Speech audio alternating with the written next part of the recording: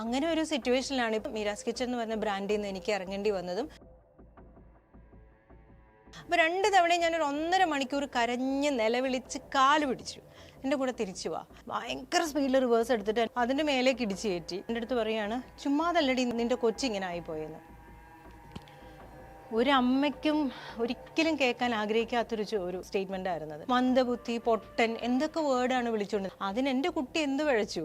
സ്ത്രീകളെ അപമാനിക്കാൻ എല്ലാവരും ചെയ്യുന്ന ഒരു കാര്യം 2 കാര്യങ്ങളാണ്. ഒന്ന്, അവളുടെ സെക്സിനെ പറയുക. എനിക്കൊരു ഡ്രീമായിരുന്നു ഒരു റെസ്റ്റോറൻറ്റ് തുടങ്ങുക എന്നുള്ളത്. അതിനെനിക്ക് എൻ്റെ ഹസ്ബൻഡ് എല്ലാ സപ്പോർട്ടും ചെയ്തു തന്നു. സെപ്പറേറ്റഡ് ഇൻ ദ സെൻസ് ഞങ്ങൾ ഡിവോഴ്സ് ആയിട്ടില്ല, പക്ഷേ ഞങ്ങൾ താമസിക്കുന്നത് സെപ്പറേറ്റ് ആണ്. മറ്റൊരാൾക്ക് പുള്ളി പ്രയോറിറ്റി കൊടുക്കുക എന്ന് പറഞ്ഞാൽ എനിക്ക് ചിന്തിക്കാൻ വയ്യ. അത്ര പോസസീവാണ് ഞാൻ. ആ സ്റ്റാഫ് അല്ല എൻ്റെ ഹസ്ബൻഡിനെ കൺട്രോൾ ചെയ്യേണ്ടത്. മേ ബി ഒരു ഫീമെയിൽ ആയിരിക്കാം. എനിക്ക് എൻ്റെ കുട്ടിയെ ഒറ്റയ്ക്ക് വളർത്താൻ പറ്റില്ല. അച്ഛനെ അമ്മയും വേണ്ട ആവശ്യമുള്ള ഒരു കുട്ടിയാണ് അവൻ. മൂത്ത 2 മക്കളെ പോലല്ല. മീരാസ് കിച്ചണിലെ മീരയാണെന്ന് എന്നോടൊപ്പം ഉള്ളത്. മീര, നമസ്കാരം. നമസ്കാരം. അടുത്തിടെ ഞാൻ ഫേസ്ബുക്കിൽ ഒരു പോസ്റ്റ് കണ്ടു. ഞാൻ അങ്ങനെയാണ് മീരയിലേക്ക് എത്തപ്പെടുന്നത്. അതിനുശേഷം നമ്മളിവിടെ വെച്ച് കണ്ടു. അപ്പം ആ പോസ്റ്റിൽ ഒരു സിംഗിൾ മദർ ആണെന്നും പിന്നെ കുഞ്ഞിനെ കുറിച്ചും കുറേ കാര്യങ്ങളൊക്കെ മെൻഷൻ ചെയ്തിട്ടുണ്ടായിരുന്നു. ആ ഒരു അനുഭവിക്കുന്ന ഒരു ട്രോമ, ഒരു ഓട്ടോക്കാരൻ പൈസ കൂടുതൽ ചോദിച്ചതിൽ നമ്മളെ പറയാൻ നമ്മുടെ കുഞ്ഞിനെ പറഞ്ഞൊരു സീനാണ്. നമ്മൾ ആക്ച്വലി ഞാനും അത് വായിച്ചപ്പം വല്ലാണ്ടായിപ്പോയി. വായിച്ചപ്പം ഞാൻ അത്രയായെങ്കിൽ അനുഭവിച്ച മീര. അതെ, അത് ഒരുപാട് പേർക്ക് ഫീലായി. ഞാൻ ആ ഒരു ഇൻസിഡന്റ് അങ്ങനെ തന്നെ ഞാനത് എഴുതിയത്. അതിലൊരു കലർപ്പും ചേർക്കാതെ ഞാൻ അനുഭവിച്ച വേദനയാണ് ഞാൻ അങ്ങനെ തന്നെ വാക്കുകളിലേക്ക് ആക്കിയത്. അത് സംഭവം എന്താന്ന് വെച്ചാല്, ഞാനും മോനും കൂടെ MG റോഡിൽ ഒരാവശ്യത്തിന് പോയിരുന്നു. അപ്പൊ കുറച്ച് ലേറ്റായി. തിരിച്ച് ഒരു 7 മണിയോടെയാണ് ഞാൻ ഈ ഓട്ടോയ്ക്ക് കൈ കാണിച്ചത്. പൊതുവെ എനിക്ക് സ്വന്തമായിട്ട് വാഹനമുണ്ട്, വർഷങ്ങളായിട്ട് വണ്ടി ഓടിക്കുന്ന ആളാണ്. വണ്ടി ഇപ്പൊ എൻ്റെ കയ്യിൽ ഇല്ലാത്തതുകൊണ്ടാണ് നമ്മൾ ഈ ഒരു ഓട്ടോയിൽ പോകേണ്ട ഒരു അവസ്ഥയാണ്. അപ്പോൾ ഈ ഓട്ടോയിൽ ഞാൻ സാധാരണ ഊബർ എടുക്കുന്നത്. ഊബർ ആകുമ്പോൾ നമുക്ക് സേഫ് ആണ്, നമുക്ക് ഒരു ബാർഗെയിനിങ് ഒന്നും വരുന്നില്ലല്ലോ.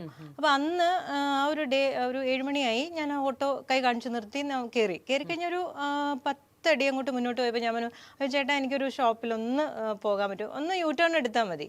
അപ്പോൾ അവിടെ പോയിട്ട് ഒരു സാധനം ഞാൻ അവിടെ ഓൾറെഡി ഓർഡർ ചെയ്ത് വെച്ചിട്ടുണ്ട്, അവരത് പാക്ക് ചെയ്ത് വെച്ചിട്ടുണ്ടാവും, നമുക്കത് കളക്ട് ചെയ്ത് വരാമെന്നു. പുള്ളി ഒരു പ്രശ്നവും ഇല്ലാണ്ട് ഓക്കെ പോകാം എന്നുള്ള മട്ടിൽ അയാൾ യൂ ടേൺ എടുത്ത് നമ്മൾ ആ ഷോപ്പിൽ പോയി അതിൻ്റെ ഫ്രണ്ടിൽ നിർത്തി.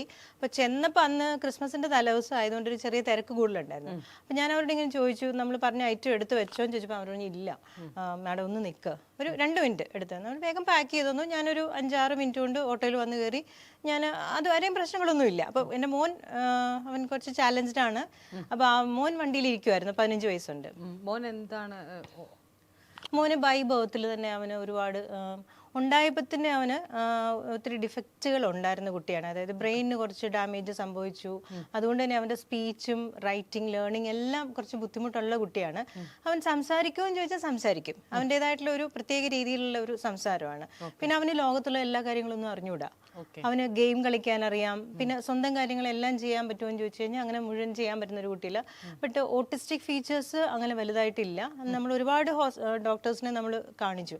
അപ്പം മോന് ആക്ച്വലി ഉള്ളത് ഒരു മെന്റലി റിട്ടാർഡ് എന്നുള്ള കാറ്റഗറിയാണ് അവർ എഴുതിയേക്കുന്നത്. അപ്പൊ 15 വയസ്സുണ്ടെങ്കിലും അവനൊരു 2.5 വയസ്സിന്റെ ബ്രെയിൻ ആണുള്ളത്. ചില കാര്യങ്ങൾ അവൻ നല്ല മിടുക്കനാണ്. അങ്ങനെ ഒരു സ്പെക്ട്രത്തിലാണ് കുഞ്ഞിനെ. അതെ, അപ്പൊ കുഞ്ഞും ഞാനും അപ്പൊ ഞങ്ങള് വണ്ടിയിൽ തിരിച്ചു കയറി. ഞങ്ങൾ വീട്ടിലെത്തി കഴിഞ്ഞപ്പോൾ ഒരു അവിടുന്ന് 4 കിലോമീറ്ററേ ഉള്ളൂ എൻ്റെ വീട്ടിലേക്ക്. പൊതുവെ എല്ലാ ഓട്ടോക്കാരും 80 രൂപയാണ് വാങ്ങുന്നത്. 80 അങ്ങേ അറ്റം 100 രൂപ വാങ്ങും ഒരു 8 മണി സമയമാണെങ്കിൽ. അപ്പോൾ 7:30 മുമ്പ് നമ്മളെത്തി. അപ്പം ഞാൻ ചേട്ടനോട് ചോദിച്ചു, എത്രയായി ചേട്ടാന്ന് ചോദിച്ചു. ഊബറാണെങ്കിൽ നമുക്ക് ചോദിക്കേണ്ട കാര്യമില്ല, ഇതിപ്പോൾ വിളിച്ച ഓട്ടോ ഞാൻ ചോദിച്ചു. അപ്പോൾ പെട്ടെന്ന് എൻ്റെ മനസ്സിലൊരു 100 എന്ന് ഞാൻ ആലോചിച്ചു. ഓക്കെ, 80 പോയിട്ട് ഒരു 20 രൂപയും കൂടെ കൂടുതൽ വാങ്ങിയേക്കും. 100 എന്നുള്ള കാൽക്കുലേഷനിൽ എത്രയാ ചേട്ടാ എന്നിങ്ങനെ ചോദിച്ചപ്പം എൻ്റെ മോനും ഇറങ്ങി. അയാൾ പെട്ടെന്ന് പറഞ്ഞ് 200 രൂപ എന്ന് പറഞ്ഞു. അപ്പം ഞാൻ വിചാരിച്ചു 200 രൂപ എന്തായാലും ആവില്ല, 120 140 അയാൾ പറഞ്ഞോട്ടെ.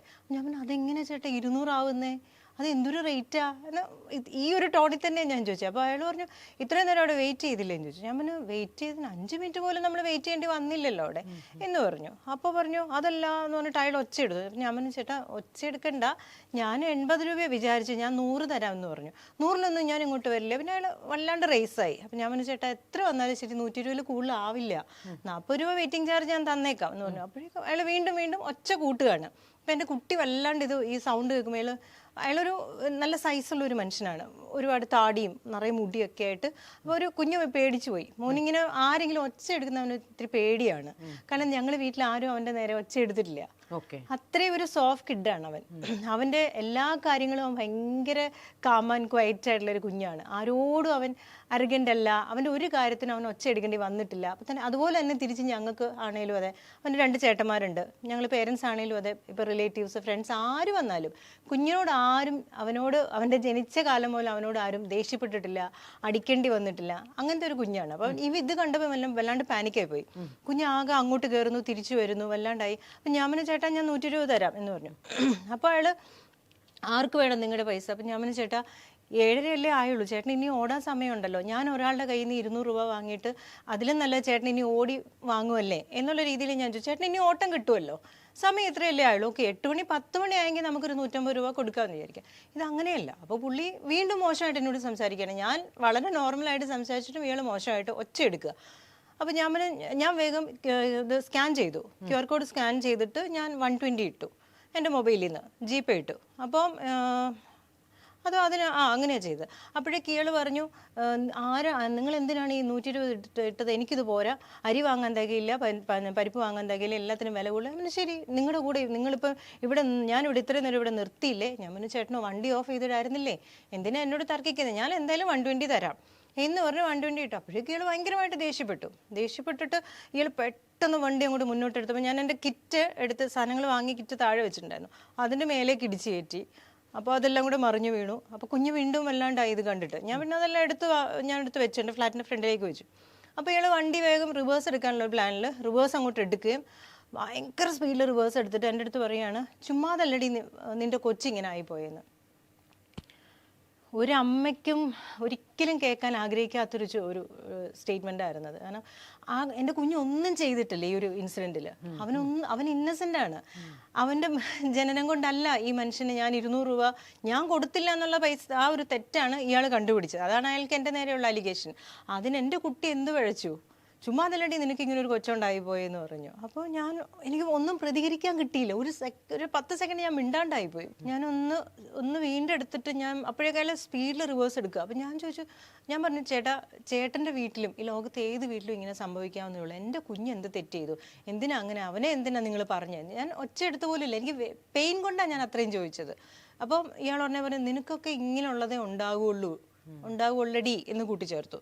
ആ രണ്ടാമത്തെ സ്റ്റേറ്റ്മെൻറ്റും കൂടെ ആയപ്പോൾ എനിക്ക് പിന്നെ മിണ്ടാൻ മേലാണ്ടായിപ്പോയി. അപ്പോൾ കുഞ്ഞ് അവിടെ നിന്ന് വല്ലാണ്ട് അവന് അപ്സെറ്റ് ആവുക. അവനത് മനസ്സിലായിട്ടല്ല, പക്ഷെ അവൻ വല്ലാത്തൊരു സിറ്റുവേഷനിലാണെന്ന് അവന് തോന്നി. അപ്പം ഇയാൾ വേഗം റിവേഴ്സ് എടുത്തു, ഇയാളങ്ങ് നേരെ ഗേറ്റിലേക്ക് പോയി. അപ്പോഴാണ് എനിക്ക് ബോധം വീണ്ടെടുത്തത്. കാരണം കുഞ്ഞിനെ ഇങ്ങനെ പറഞ്ഞോടെ ഞാൻ വല്ലാണ്ടായി പോയായിരുന്നു. ഞാൻ പെട്ടെന്ന് സെക്യൂരിറ്റി ഗേറ്റ് അടച്ചിട്ടിരിക്കുകയാണ്. ഇയാൾ സ്പീഡിൽ ഗേറ്റിൻ്റെ അവിടെ ചെന്നപ്പോൾ സെക്യൂരിറ്റിയോട് ഒത്തിരി എന്തൊക്കെയോ മോശമായിട്ട് വരുന്നു. അവർ 80 രൂപ തരാമെന്ന് പറഞ്ഞു, എന്തൊക്കെയോ പറയുന്നുണ്ട്. ഞാൻ വേഗം സെക്യൂരിറ്റിയോട് പറഞ്ഞു ഓട്ടോയുടെ നമ്പർ നോട്ട് ചെയ്യാൻ പറഞ്ഞു. വേഗം അയാൾ നോട്ട് ചെയ്തു. അപ്പോൾ ഇമ്മീഡിയറ്റ്ലി ഞാൻ ചെന്നിട്ടത് എഴുതിയെടുത്ത് ഞാൻ അപ്പം തന്നെ പോയി. എനിക്ക് ആ പ്രസൻസ് ഓഫ് മൈൻഡ് എവിടെ നിന്ന് വന്നെന്ന് എനിക്ക് ഇപ്പോഴും അറിയില്ല കേട്ടോ. സാധാരണ ഞാൻ പാനിക് ആവാറാണ്, കരഞ്ഞു പോകും ഞാൻ ആ ഒരു സിറ്റുവേഷനിൽ. അപ്പം കാരണം എനിക്ക് ആ സമയത്ത് ഷെയർ ചെയ്യാൻ അവിടെ ആരുമില്ല. മോൻ്റെ നേരെ മൂത്ത കുട്ടി വീട്ടിലുണ്ട് എന്നാണ് ഞാൻ വിചാരിച്ചു. പക്ഷെ അവനെ വിളിച്ചപ്പോൾ അവൻ അവിടെ ഇല്ല. ഞാനും കുട്ടിയും തന്നെയുള്ള ഒരു സിറ്റുവേഷനിൽ ഞാൻ അപ്പോൾ ഇമ്മീഡിയറ്റ്ലി പോലീസിനെ വിളിച്ചിട്ട് ഞാൻ പറഞ്ഞു ഇങ്ങനെയാണ് പ്രശ്നങ്ങൾ, ഇങ്ങനെ ഒരു ഇഷ്യൂ ഉണ്ടായി, എനിക്ക് ഹെൽപ്പ് വേണമെന്ന് പറഞ്ഞു. അപ്പോൾ ഞങ്ങൾ 15 മിനിറ്റിൽ വന്നേക്കാം മാഡം എന്ന് പറഞ്ഞു. കടവന്തര പോലീസ് സ്റ്റേഷനിൽ നിന്ന് അവർ വേഗം, നമുക്കറിയാവുന്ന SI തന്നെയാണ്, ഫാമിലിയായിട്ട് പരിചയമുള്ള ആളാണ്. സാർ ഇമ്മീഡിയറ്റ്ലി വന്നു, 2 ഓഫീസേഴ്സും കൂടെ ഉണ്ടായിരുന്നു. പെട്ടെന്ന് എൻ്റെ സ്റ്റേറ്റ്മെൻറ്റും എല്ലാം എടുത്തു. ഞങ്ങൾ എന്ത് സഹായവും ചെയ്തു തരാമെന്ന് പറഞ്ഞു. എൻ്റെ ഒരു 3-4 ഫ്രണ്ട്സിനെയും വിളിച്ചു. അവരും വേഗം വന്നിട്ട് അവരപ്പം തന്നെ പോലീസ് എൻ്റെ സ്റ്റേറ്റ്മെൻറ്റും എല്ലാം എടുത്തുകൊണ്ട് പോയായിരുന്നു. നമ്മുടെ സെക്യൂരിറ്റിയുടെ സ്റ്റേറ്റ്മെൻറ്റും എടുത്തായിരുന്നു, എന്താ സംഭവിച്ചതെന്ന് അറിയാൻ വേണ്ടിയിട്ട്. അപ്പോൾ എൻ്റെ ഫ്രണ്ട്സ് വന്ന് അവർ ഇമ്മീഡിയറ്റ്ലി അവർക്കുള്ള ഹോൾഡ് വെച്ചിട്ട് അവർ പെട്ടെന്ന് മുഖ്യമന്ത്രിക്കും അതുപോലെ DGPക്ക്, സിറ്റി പോലീസ് കമ്മീഷണർക്ക്, അങ്ങനെ എല്ലായിടത്തേക്കും മെയിൽ അയച്ചു. അപ്പോഴേക്ക് പോലീസിൽ നിന്ന് വീണ്ടും എനിക്ക് വിളി വന്നു, എന്താ മാഡം സംഭവിച്ചത്, മാഡം സ്റ്റേറ്റ്മെൻറ്റ് തരാൻ റെഡിയാണോ, മൊഴി തരാൻ റെഡിയാണോ ചോദിച്ചു. ഞാൻ തീർച്ചയായിട്ടും തരും. മാഡം കേസ് രജിസ്റ്റർ ചെയ്യുന്നുണ്ടോ എന്ന് ചോദിച്ചു. കേസ് രജിസ്റ്റർ ചെയ്യണം, കാരണം എൻ്റെ കുട്ടിയെ അപമാനിച്ചു എന്ന് പറഞ്ഞാൽ എനിക്ക് സഹിക്കാൻ പറ്റുന്ന കാര്യമല്ല. ലോകത്തൊരാൾക്കും ഒരാളെ ബോഡി ഷേമിങ് ചെയ്യാനോ അല്ലെങ്കിൽ ഒരാളുടെ ഡിഫക്റ്റിനെ എടുത്ത് കളിയാക്കാനോ അവകാശമില്ല. ഒരാൾക്കും ഇല്ല. അത് ആണായാലും പെണ്ണായാലും അത് ഏജ് ഒന്നും നോക്കണ്ട. ആർക്കും ആരെയും അങ്ങനെ പറഞ്ഞ് അപമാനിക്കാൻ. പണ്ടത്തെ ഇപ്പം നമ്മുടെ എൻ്റെയൊക്കെ ചെറുപ്പകാലത്ത് കേട്ടിട്ടുണ്ട് ഞൊണ്ടി, അല്ലേ, പൊട്ടൻ, മന്ദബുദ്ധി, പൊട്ടൻ, എന്തൊക്കെ വേർഡാണ് വിളിച്ചുകൊണ്ടത്. എനിക്കൊന്നും ഇപ്പോഴത്തെ ഒരു 80 വയസ്സൊക്കെ ഉള്ള ആ ഒരു തലമുറയിലെ ആൾക്കാരുണ്ടല്ലോ, ഇപ്പോഴും യൂസ് ചെയ്ത് ഞാൻ കേൾക്കുന്നുണ്ടത്. അവർക്ക് പെയിൻ അറിഞ്ഞൂടാ. മറ്റുള്ളവരത് ആ ഡിഫക്റ്റ് ഉള്ള ആള് അത് കേൾക്കുമ്പോൾ എങ്ങനെയാണ് അവരത് എടുക്കുന്നതെന്നുള്ള ആ പെയിൻ അവർക്ക് മനസ്സിലാവഞ്ഞിട്ടാണ്. ഇപ്പം ഈ ഓട്ടോക്കാരൻ അങ്ങനെയാണ്. കാരണം ഒരുപക്ഷെ അയാളുടെ വീട്ടിലോ അയാളുടെ ബന്ധത്തിലോ അല്ലെങ്കിൽ സുഹൃത്തുക്കളോ മക്കൾക്കോ ഒന്നും ഇങ്ങനെ ഒരു ഡിഫക്റ്റുള്ള കുട്ടിയെ കണ്ടു കാണത്തില്ല. അങ്ങനെ ഒരു കുട്ടിയെ എങ്ങനെയാണ് നമ്മൾ വളർത്തിക്കൊണ്ട് വരുന്നത്, ആ കുട്ടിയും കൂടെ നമ്മൾ സൊസൈറ്റിയിൽ പോകുമ്പോൾ ഉള്ള ബുദ്ധിമുട്ട്, ഇപ്പോൾ ഫാമിലിയിലേക്ക് ഗസ്റ്റ് വരുമ്പം ആ കുഞ്ഞിനെ എങ്ങനെ അവർ കൈകാര്യം ചെയ്യുന്നു, ഓരോരുത്തരും ഓരോ രീതിയിലാണ് കൈകാര്യം ചെയ്യുന്നത്. എല്ലാവരും ഒരുപോലെയല്ല. ചിലർ വളരെ ഇവനെ അവരുടെ സ്വന്തമായിട്ട് കാണും, ചിലർക്ക് ഭയങ്കര അകലമാണ്. എങ്ങനെ ഇവനെ ഹാൻഡിൽ ചെയ്യണമെന്ന് അറിയില്ല, പേടിയുണ്ട്. അതെ, ഇവൻ എങ്ങനെ റിയാക്ട് ചെയ്യുമെന്ന് ചിലർക്ക് അറിയില്ല. അപ്പൊ അങ്ങനത്തെ പ്രശ്നങ്ങളുള്ള ഒരു കുട്ടിയെ വളർത്തിക്കൊണ്ട് വരുന്ന ഈ ഒരു സമൂഹത്തിൽ ഇങ്ങനെ ഒരാളുടെ ഈ ഒരു ഓട്ടോ ഡ്രൈവർ എന്ന് പറയുന്ന അയാളൊരു റെപ്രസെൻറ്റേറ്റീവ് ആയിട്ടാണ് ശരിക്കും, അല്ലേ? മനസ്സിലായില്ലേ? ഒരു വിഭാഗത്തിന്റെ റെപ്രസെൻറ്റേറ്റീവ് ആണ് അയാള്. ഒരു വലിയ വിഭാഗം ഒരുപക്ഷെ നമ്മുടെ കൂടെ ഉണ്ടാവും. മനസ്സിലായോ? ഈ കുഞ്ഞിനെ മനസ്സിലാക്കും, എന്നെ മനസ്സിലാക്കും. ഈ ഒരു ഡിഫക്റ്റ് ഉള്ള കുട്ടികൾ അവർക്ക് ആർക്കെങ്കിലും പരിചയമുള്ളവരുണ്ട്, അവർ കണ്ടിട്ടുണ്ടാവും. പക്ഷെ ഇയാൾ ഒരു പക്ഷെ കണ്ടിട്ടുണ്ടാവില്ല ഇങ്ങനെ ഒരു കുഞ്ഞിനെ. അല്ലെങ്കിൽ ഉണ്ടെങ്കിലും അയാൾ അതിൻ്റെ ഉള്ളൊരു ആ കുട്ടിയെ എങ്ങനെ അതിനെപ്പറ്റി എന്ത് ഒരു കമന്റ് ചെയ്യണം എന്ന് ബോധം ഉണ്ടാവില്ല. ആ ഒരു അരഗൻസിന്റെ പുറത്തോ അയാൾക്ക് കൺട്രോൾ ചെയ്യാൻ പറ്റാത്തൊരു ദേഷ്യം. ഞാൻ പൈസ കൊടുത്തില്ല എന്ന് പറഞ്ഞാൽ എന്നെ അയാൾക്ക് അപമാനിക്കാം എന്നല്ല, എന്നോട് ദേഷ്യപ്പെടാം. അപമാനിക്കാൻ അയാൾക്ക് ഇതില്ല, റൈറ്റ് ഇല്ല. പക്ഷെ അതിന് പകരം അതുകൊണ്ടായിരിക്കും ഇമ്മീഡിയറ്റ്. കാരണം എൻ്റെ ലൈഫിൽ ഞാൻ ഇങ്ങനെ ഒരു കമന്റ് കേട്ടതായിട്ട് എനിക്ക് ഓർമ്മയില്ല. വെറുതെ അല്ലടി നിന്റെ കൊച്ചിങ്ങനെ ആയി പോയെന്ന്, അങ്ങനെ ഒരു കമന്റ് കേട്ട ഓർമ്മയില്ല എനിക്ക്. ആരെങ്കിലും മനസ്സിൽ പറഞ്ഞിട്ടുണ്ടാവും. ശാപങ്ങൾ നമ്മൾ അങ്ങനെ ഇൻഡയറക്ട്ലി കേട്ടിട്ടുണ്ട്. പണ്ടൊക്കെ പറയുന്നത് നീ ചെയ്തതിന്റെ തെറ്റിന്റെ ഫലമാണ്. അതെ, അത് തന്നെ. ഒരു കുടുംബത്തിൽ ഒരു കുട്ടി ഇങ്ങനെ ആയാല് അതെ നമ്മുടെ മിസ്റ്റേക്ക് കൊണ്ടാണ് അങ്ങനെ എന്നുള്ളൊരു കേട്ടിട്ടുണ്ട്. ജനറ്റിക് എന്നുള്ളത് നമുക്ക് അത് ഇപ്പോഴത്തെ സൊസൈറ്റിക്ക് അത് മനസ്സിലാവും. പക്ഷെ അതിന് മുമ്പുള്ള തലമുറയ്ക്ക് അത് പറഞ്ഞാൽ മനസ്സിലാവില്ല. അപ്പൊ അങ്ങനെ പിന്നെ ലീഗൽ സൈഡിൽ നോക്കുവാണെങ്കിൽ പിറ്റേ ദിവസം തന്നെ ഞാൻ പോയി അവർ കേസ് രജിസ്റ്റർ ചെയ്തു. പോലീസ് സ്വമേധയാ തന്നെ കേസ് എടുത്തിട്ടുണ്ട്. കാരണം ഇത് അത്ര വലിയൊരു ഇഷ്യൂ ആണ്. ഒരിക്കലും ഒരു വ്യക്തി ഒരു ചാലഞ്ച്ഡ് ആയിട്ടുള്ള കുട്ടിയെ പറയാൻ പാടില്ലാത്തൊരു കാര്യമാണ് അയാൾ പറഞ്ഞിരിക്കുന്നത്. അപ്പോൾ അയാൾ പിറ്റേ ദിവസം അവർ സ്റ്റേഷനിൽ വിളിച്ചു അയാളെ. അപ്പം എന്നോട് പറഞ്ഞു മാഡം വരണം എന്ന് പറഞ്ഞു. അപ്പം ഞാൻ അന്ന് തന്നെ വല്ലാണ്ട് പാനിക്കായി പോയി. എനിക്ക് അങ്ങോട്ട് ഈ സിറ്റുവേഷൻ ഹാൻഡിൽ ചെയ്യാൻ പെട്ടെന്ന് പറ്റിയില്ല. കാരണം എല്ലാവരും കൂടെ ഉണ്ടെങ്കിലും അൾട്ടിമേറ്റ്ലി ഇത് എൻഡ് ഓഫ് ദി ഡേ രാത്രി നമ്മൾ ഒറ്റപ്പെട്ടു പോവുകയാണ്, ഒറ്റയ്ക്ക് കിടക്കുകയാണ്. പിന്നെ എനിക്ക് എൻ്റെ കുട്ടിയുടെ ഫ്യൂച്ചർ അത് ഫോർ ദ ലാസ്റ്റ് 15 years എന്നും എന്നെ ഹോണ്ട് ചെയ്യുന്ന കാര്യമാണ്. ആ പെയിനിലാണ് ജീവിക്കുന്നത്. പക്ഷെ നമ്മൾ സൊസൈറ്റിയിൽ കാണിക്കാറില്ല. മാക്സിമം നമ്മൾ ഇവന് വേണ്ടിയിട്ട്, ഇവനെ എവിടെ ഹാപ്പി, ഇവനൊരു ഹാപ്പി കിഡാണ്. ഇവൻ ഒരു പ്രോബ്ലം ചൈൽഡേ അല്ല. ഇവൻ എവിടെ ചെന്നാലും ഒരു കിങ് ആണ്. അത്രയും എല്ലാവരും ഇവനെ അത്രയൊരു നല്ല കുഞ്ഞായിട്ട് ഇവനെ ട്രീറ്റ് ചെയ്യുന്നത്. ഏത് സ്കൂളിൽ പഠിച്ചാലും അവനെല്ലാവർക്കും, ടീച്ചേഴ്സിനും അവൻ്റെ ഫ്രണ്ട്സിനും എല്ലാം ഇഷ്ടമാണ്. അപ്പം അങ്ങനെ ഒരു കുഞ്ഞിനെ പറ്റി അവൻ ഇനി എങ്ങനെയാണ് ഒരു 18 വയസ്സ് കഴിഞ്ഞാൽ എന്താണ് അവൻ്റെ ഫ്യൂച്ചർ, ഞാൻ എങ്ങനെ അവനെ വളർത്തിക്കൊണ്ടുവരും? നമുക്ക് പൈസ മാത്രം കിട്ടിയാൽ പോരാ. ആ കുട്ടി എന്ന് പറയുമ്പോൾ അവൻ്റെ ഏറ്റവും മൂത്ത ചേട്ടൻ കാനഡയിലാണ്, രണ്ടാമത്തെ മോൻ ഇവിടെ ഉണ്ട്. പക്ഷെ അവൻ ഈ പറഞ്ഞ പോലെ അവൻ ഇപ്പോൾ ഡിഗ്രി കഴിഞ്ഞ് അവന് ജോലിയായി. അപ്പം അവൻ്റേതായിട്ടുള്ള തിരക്കുകൾ, അവൻ്റെ ഫ്രണ്ട്സ്, ആ ഒരു വലയം, അങ്ങനെ. പിന്നെ ഞാനിപ്പോൾ ഒറ്റയ്ക്കാണ്, കുട്ടിയെ ഒറ്റയ്ക്കാണ്, എല്ലാ കാര്യങ്ങളും അവൻ്റെ ഒറ്റയ്ക്കാണ് ഞാൻ നോക്കേണ്ടത്. അപ്പോൾ ആ ഒരു മീരയുടെ ആ പെയിൻ എനിക്ക് മനസ്സിലാവും. അല്ലെങ്കിൽ അതിൽ മീര പറഞ്ഞ പോലെ അത് നോർമലായി പോലും പറയേണ്ട ഒരു കാര്യമല്ല. നമ്മളെ അതേ സ്ത്രീകളെ അപമാനിക്കാൻ എല്ലാവരും ചെയ്യുന്ന ഒരു കാര്യം നമ്മളുടെ ചുറ്റിപ്പറ്റിയുള്ള എന്തെങ്കിലും രണ്ട് കാര്യങ്ങളാണ്. ഒന്ന് അവളുടെ സെക്സിനെ പറയുക. അതായത് അവള് മോശക്കാരിയാന്ന് ചിത്രീകരിച്ചു കഴിഞ്ഞാൽ ഒരു ആണിന്റെ വിചാരം ഞാൻ ജയിച്ചു, നീ മോശക്കാരിയാണ്. നമ്മുടെ മനസ്സിലോട്ട് അത് നമ്മളെ ഏറ്റവും കൂടുതൽ പിയേഴ്സ് ചെയ്ത് വേദനിപ്പിക്കാൻ പറ്റുന്ന ഒരു കാര്യം, നീ ചീത്തയാണ്, നീ ഇമ്മോറലാണ് എന്ന് പറയുമ്പോഴാണ് നമ്മുടെ അഭിമാനം അവിടെ അങ്ങ് തകരുകയാണ്.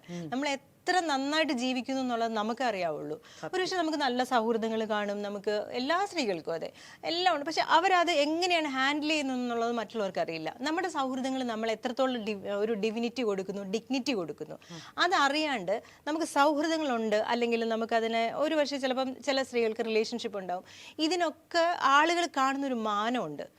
അവൾക്ക് അവള് പോക്ക് അല്ലെങ്കിൽ അവള് മോശ സ്ത്രീ. അതായത് ഇവർക്കൊരു പക്ഷെ 8-10 റിലേഷൻ ഉള്ളവരായിരിക്കും, അതിൽ കൂടുതൽ സൗഹൃദങ്ങളുള്ളവരായിരിക്കും, മോശമായ രീതിയിൽ സ്ത്രീകളെ നോക്കുന്നവരായിരിക്കും, കാണുന്നവരായിരിക്കും, പെരുമാറിയിട്ടുണ്ടാവും, സ്ത്രീകളുടെ വായിൽ നിന്ന് നല്ല ചീത്ത കേട്ടിട്ടുള്ളവരായിരിക്കും. എങ്കിൽ പോലും ഇവരൊരു സ്ത്രീയെ വിധി എഴുതുന്നത് ഇങ്ങനെയാണ്, അവൾ ഇതാണ്. അല്ല, ഇപ്പൊ മീര പറഞ്ഞ പോലെ തന്നെ, മീര പറഞ്ഞതിൽ ഒരു കാര്യം എനിക്കത് പറയാണ്ട് പോവാനേ പറ്റുന്നില്ല. അതായത് നമ്മളുടെ ഒരു സൗഹൃദം, അതെ, നമ്മുടെ സൗഹൃദത്തില് നമ്മൾക്ക് അവിടെ നമ്മൾ ചില ഭയങ്കര കംഫർട്ടാണ്, നമ്മൾ ഭയങ്കര ഇതാണ്, വാട്ടെവർ, ഇത് പുറത്തു നോക്കുന്ന ഒരാൾ അങ്ങനെയല്ല, നമ്മൾ ജഡ്ജ് ചെയ്യുന്ന അങ്ങനല്ല. പക്ഷെ അവര് മൂന്നാമതൊരാളോട് പറയുന്നത് വളരെ മോശമായിട്ട്, ഭയങ്കര മോശമാണ്. പക്ഷെ ഇതൊക്കെ പറഞ്ഞാലും മീര പറഞ്ഞാലും എൻഡ് ഓഫ് ദ ഡേ നമ്മൾ അൾട്ടിമേറ്റ്ലി നമ്മൾ ഒറ്റയ്ക്കാണ്. അത് എനിക്കിപ്പം മീര പറയുമ്പോൾ എനിക്കത് ഭയങ്കരമായിട്ട് റിലേറ്റബിൾ എനിക്ക് ഫീൽ ചെയ്യുന്ന ഒരു കാര്യം. ഒരുപാട് പേരുണ്ട് ശരണ്യ ഇങ്ങനെ. നമ്മൾ ഒരാൾ മാത്രമല്ല, എന്നോട് സംസാരിക്കുന്ന ഒരു 100ഓളം സ്ത്രീകൾ ഇതേ പെയിനിൽ കൂടെ കടന്നു പോകുന്നവരുണ്ട്. പക്ഷെ അവരാരും പുറത്ത് കാണിക്കില്ല. ഭയങ്കര ചിരിച്ച് ഞങ്ങൾ ഹാപ്പിയാണ്, ഞങ്ങൾ സർവൈവേഴ്സ് ആണ്, ഞങ്ങൾ റിസറക്ട് ചെയ്തവരാണ്, ഫീനിക്സ്. ആ ഇമേജിൽ ജീവിച്ചേ പറ്റുള്ളൂ. കാരണം അതല്ലെന്നുണ്ടെങ്കിൽ അവർക്ക് അടി കിട്ടും.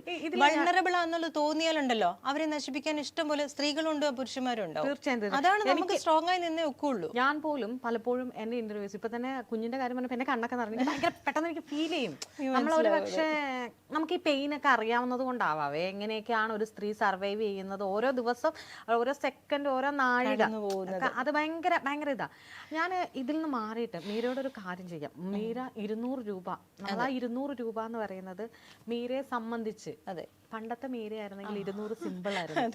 സീരിയസ്ലി ഒരു കുഞ്ഞിനെ ചീത്ത കേൾപ്പിക്കേണ്ട, എന്റെ കുഞ്ഞിനെ അതിനകത്ത് വലിച്ചഴക്കേണ്ട കാര്യമില്ല. പക്ഷെ ഇപ്പോഴത്തെ ഞാൻ അറിയുന്ന ഒരു മീരയ്ക്ക് ആ 200 എന്ന് പറയുന്നത് ഭയങ്കര വാല്യൂ ആണ്. കാരണം ഇപ്പൊ ഒരു വെറുതെ ആണെങ്കിൽ കൂടി ഒരാൾ കേൾക്കുമ്പോ 200 അല്ലേ അവക്കം താമസിക്കുന്നേ. അതാണ് എനിക്ക് തോന്നുന്നു, ഈ ഫ്ലാറ്റ് കണ്ടിട്ടാണ് ഈ ഒരു ഭയങ്കര സെറ്റപ്പിലാണ് ഈ സ്ത്രീ. അവർക്ക് എന്താ ഒരു, ഞാൻ 100 രൂപ ചോദിക്കേണ്ട ആവശ്യമുള്ള നയക്കറിയാം, അവിടെ 200 ഇരിക്കട്ടെ എന്നൊരു ചിന്ത അയാൾക്ക് ഒന്ന് വന്നു കാണും. അതുകൊണ്ടായിരിക്കും അയാൾ വിചാരിച്ചതോ കിട്ടട്ടെ എന്ന് വിചാരിച്ചിട്ടുണ്ടാവും. പക്ഷെ എന്നെ സംബന്ധിച്ച് എനിക്കത് ഭയങ്കര എമൗണ്ട് ആണ്. എന്ത് പറ്റി മീര? അടുത്തിടെ കുറെ പ്രശ്നങ്ങളിലൂടെ തന്നെയാണല്ലോ. അത് വളരെ നല്ല രീതിയിലായിരുന്നു നമ്മൾ പോയിക്കൊണ്ടിരുന്നതെന്ന് വെച്ചാൽ, ഞാൻ മീര ഇപ്പം മീരാസ് കിച്ചൺ എന്തൊക്കെയോ അലിഗേഷൻ കേൾക്കുന്നുണ്ട്, അല്ലെങ്കിൽ എന്താണ് സത്യത്തിൽ എന്താണ് അവസ്ഥ? കുറച്ചായിട്ട് ഒരു നമ്മൾ ഒറ്റപ്പെടല്ലോ, ഞാൻ പറഞ്ഞല്ലോ സിംഗിൾ മദർ എന്നൊക്കെ ഞാൻ കേൾക്കുന്നത്. അതെ അതെ, ഞാൻ മീരാസ് കിച്ചൺ തുടങ്ങിയത് 2021-ലാണ്. അപ്പം ഞാൻ 2011 മുതൽ പല പല ചാനലുകളിലും, മെയിൻ ചാനൽ, എല്ലാ മലയാളം ചാനലിലും പ്രോഗ്രാംസ് അവതരിപ്പിക്കുന്നുണ്ടായിരുന്നു. അപ്പോൾ കുക്കറി ഷോ തന്നെ ഞാൻ തന്നെ എൻ്റെ തന്നെ റെസിപ്പീസ് ചെയ്തിട്ട് അങ്ങനെ ഒരു 12 വർഷത്തോളം ഞാൻ മെയിൻ സ്ട്രീമിലുണ്ടായിരുന്നു.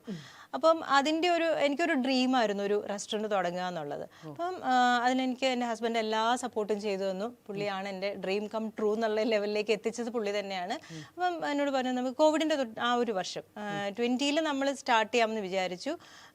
21-ലേക്കായി. ഒരു ഏപ്രിലോടെയാണ് നമ്മൾ മീരാസ് കിച്ചൺ, നമുക്കൊരു നല്ല സ്പേസ് നോക്കുന്നുണ്ടായിരുന്നു, നോക്കി നടന്നിട്ട് കിട്ടിയില്ല. പക്ഷേ ഫൈനലി നമുക്ക് MG റോഡിൽ ഏറ്റവും നല്ലൊരു സ്പോട്ട് കിട്ടി.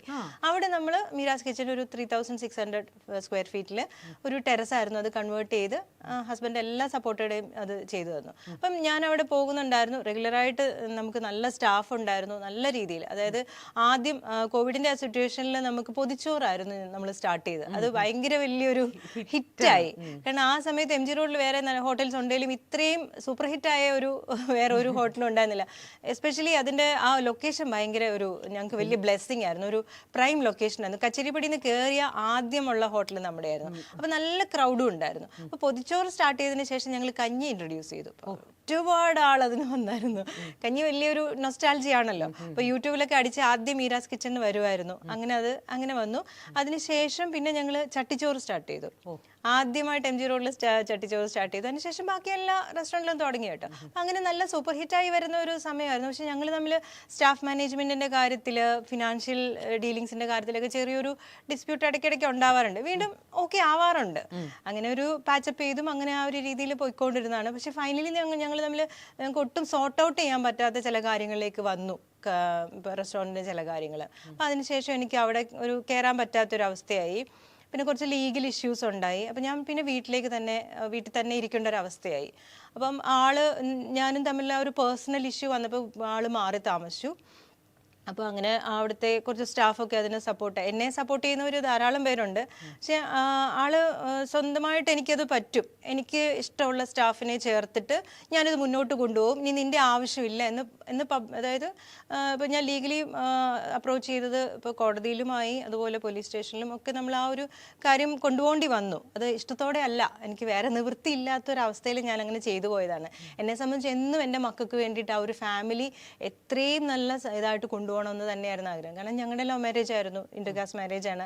27 വർഷമായി ഞങ്ങൾ ഒന്നിച്ച് ജീവിക്കുന്നു.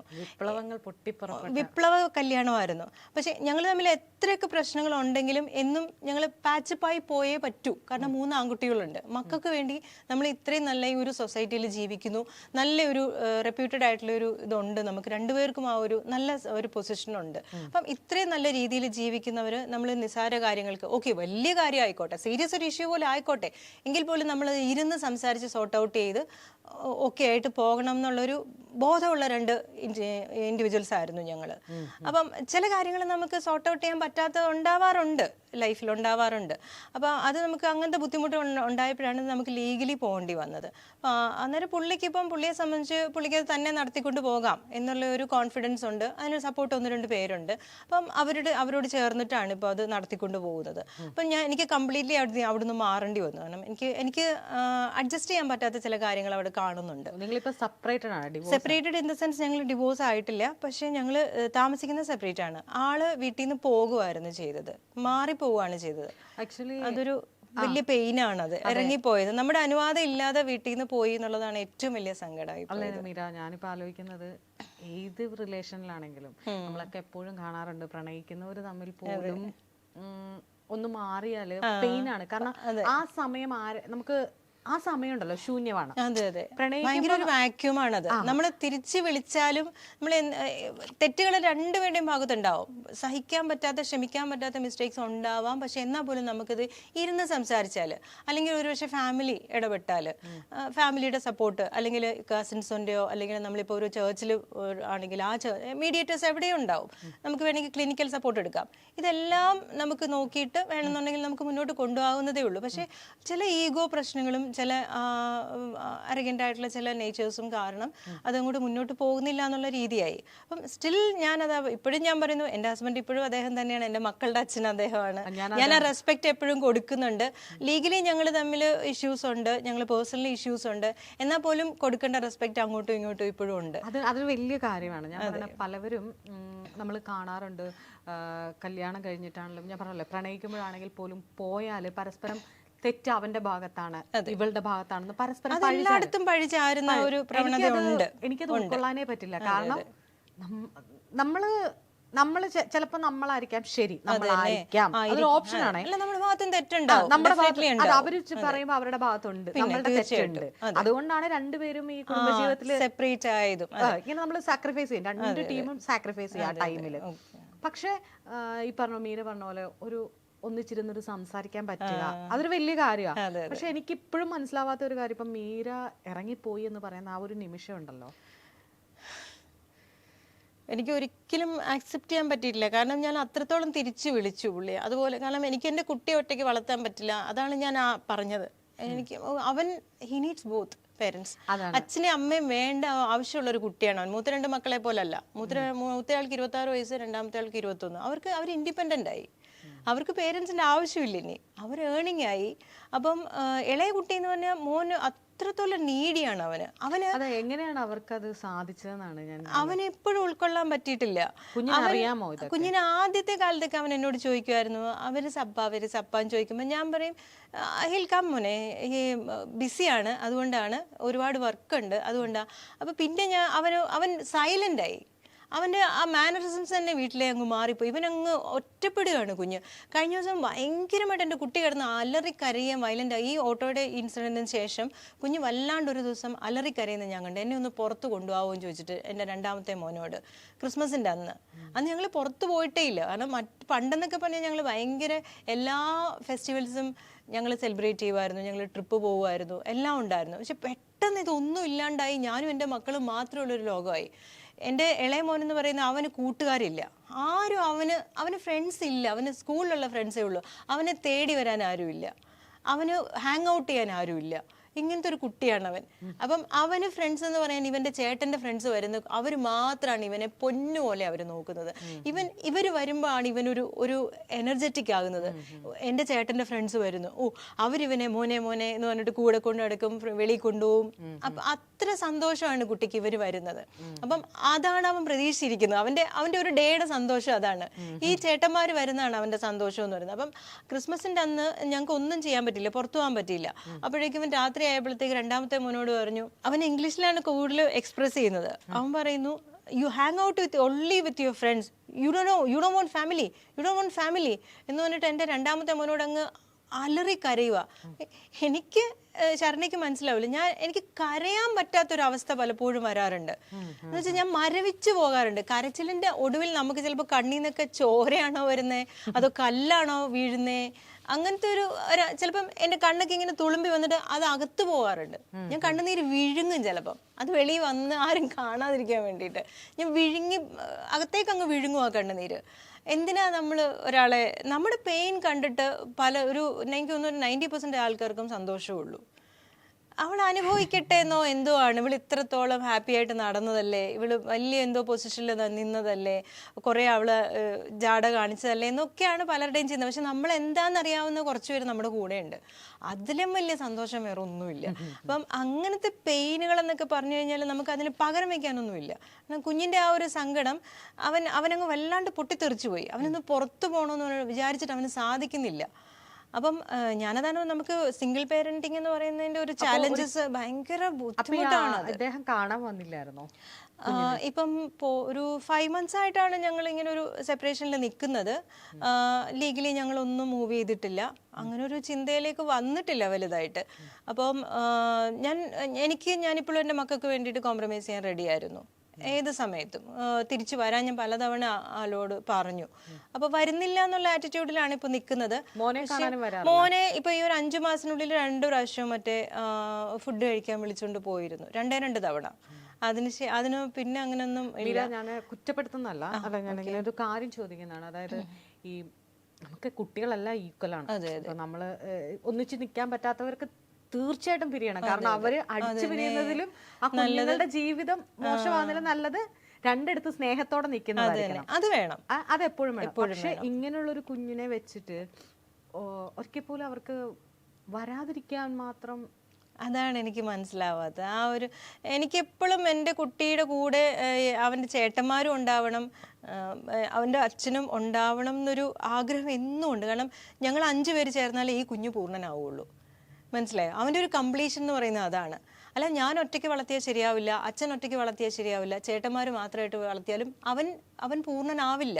അവൻ അത്ര റിക്വയർമെന്റ്സ് ഉള്ള കുട്ടിയാണ്. അപ്പൊ മൂത്ത ആള് കാനഡയിലാണെങ്കിലും ഞങ്ങൾ എപ്പോഴും അവനെ വീഡിയോ കോൾ വിളിക്കുക, ഇവന്റെ ഗ്രോത്ത് കാണുക, ഇവന്റെ ഓരോ കാര്യങ്ങളും അറിയണം. മൂത്തവൻ അറിഞ്ഞേ പറ്റുള്ളൂ. അങ്ങനെ ഒരു ഫാമിലിയിൽ നിന്ന് പുരുഷനായാലും അമ്മയായാലും അച്ഛനായാലും പോകാൻ പാടില്ല ഒരിക്കലും. അവർക്കത് സിമ്പിൾ ആയിട്ട് പോയി, അവരെ ആരും ബ്ലെയിം ചെയ്യുന്നില്ല.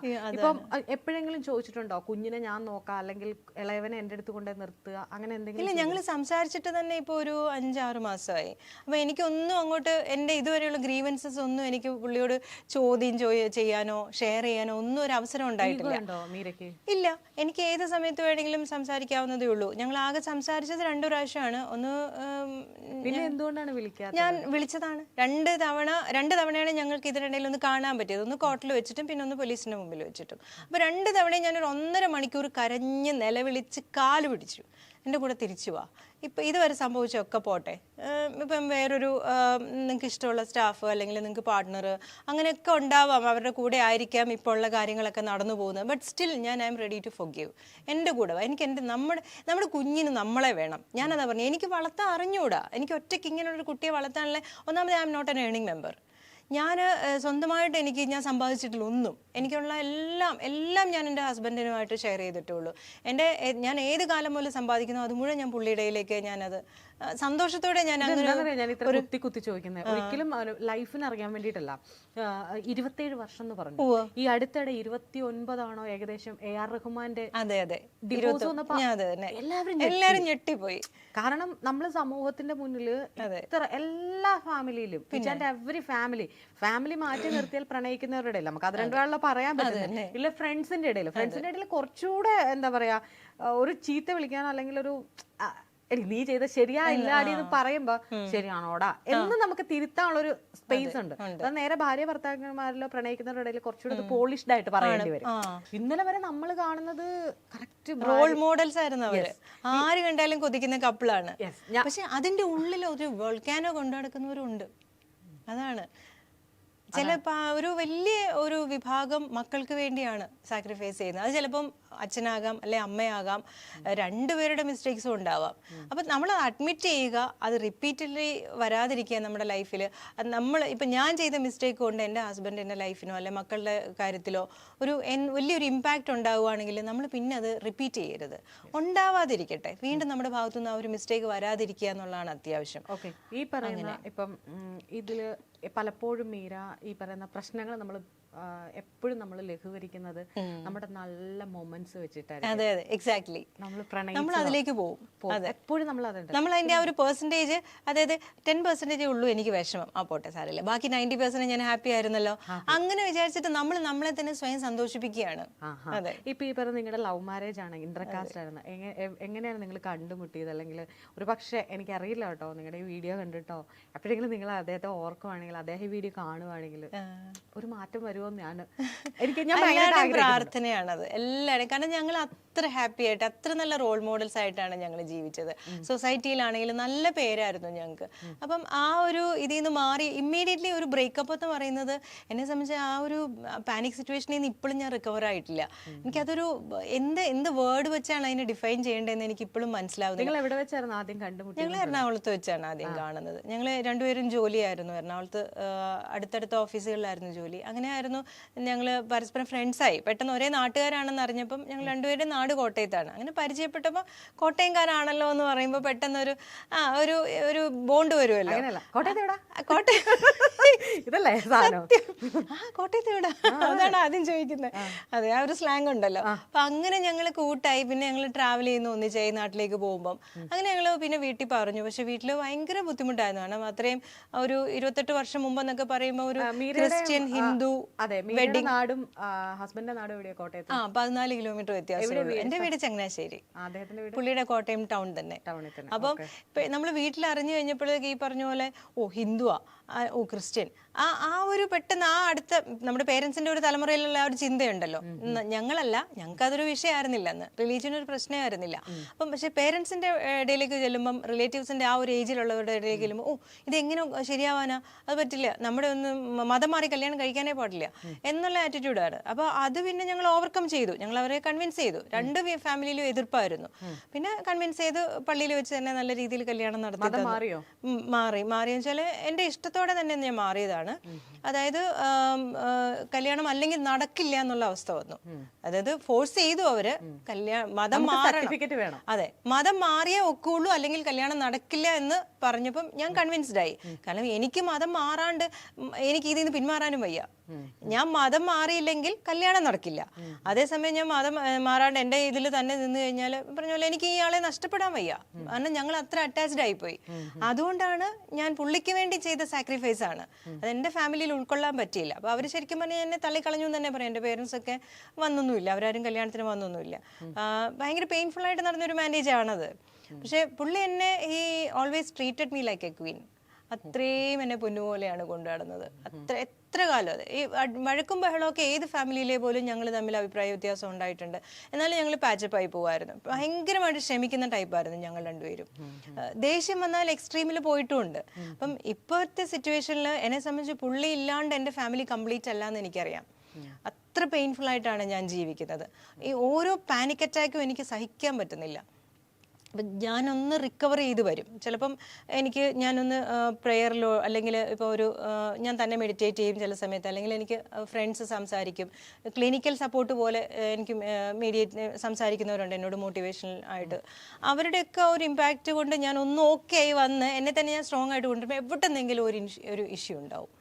അത് പിന്നെ നമ്മൾ വീണ്ടും നമ്മൾ പഴയപടിയാവും. എനിക്കിപ്പോഴേ മീര കണക്ട് ചെയ്യാൻ പറ്റുന്ന ഒരു കാര്യം, മീരയോട് അങ്ങനെ ആ കുഞ്ഞിനെ കുറിച്ച് പറഞ്ഞ ഒരു ഡയലോഗ് നമ്മുടെ വോൾ ലൈഫ് നമുക്ക് കാണിച്ചു തന്നു കൺമുന്നിൽ, ഒറ്റയടിക്ക്, ഒറ്റ സെക്കൻഡിൽ. ആരുമില്ല നമുക്കൊന്ന് ചോദിക്കാൻ, അറ്റ്ലീസ്റ്റ് അത് നീ എന്തിനാടാ പറഞ്ഞെന്ന് തടഞ്ഞു നിർത്തി ചോദിക്കാൻ. അത് അവരെ തല്ലണ്ട, ധൈര്യത്തോടെ ചോദിക്കാൻ. എന്റെ കുട്ടിയുടെ അച്ഛൻ വേണം അവിടെ, അല്ലെ അവന്റെ ബ്രദർ വേണം.